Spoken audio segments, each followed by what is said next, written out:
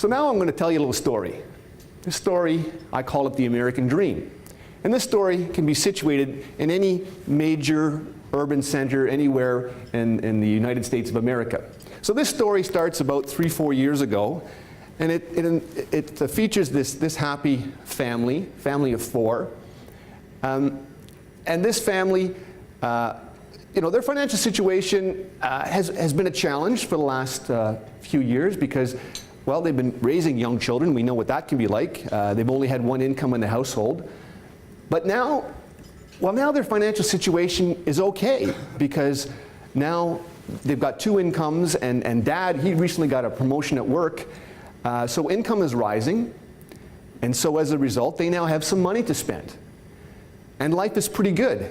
And then that funny thing happens, and all of a sudden they're preoccupied with consumption.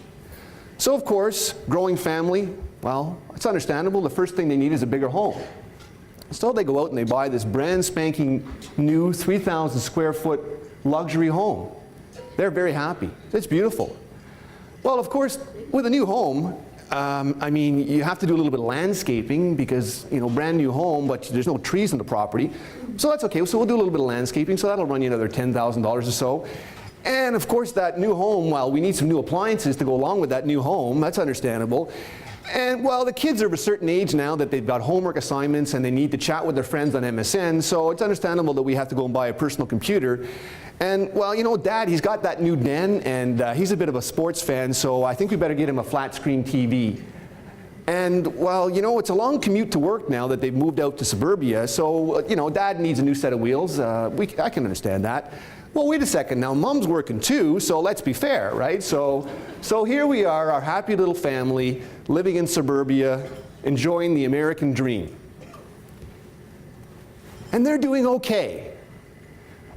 Well, cash flow is a challenge now because we did the landscaping, we bought the appliances, we bought the computer and the flat screen, and we got 2 car payments.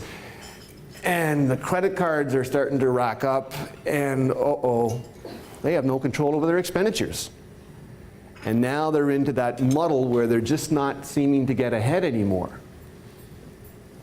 And then something bad happens. Something bad like, maybe there's a decline in the housing market. So if you've mortgaged your property for 95% of its value, and there's a 10% decline in the market value of homes, what happens at the bank?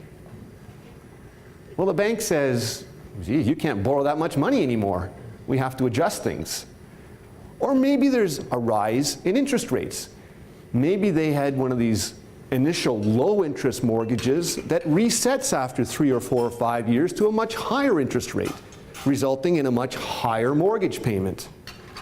Maybe there's an illness, a child or mom and dad, or maybe mom or dad works for a large North American car manufacturer.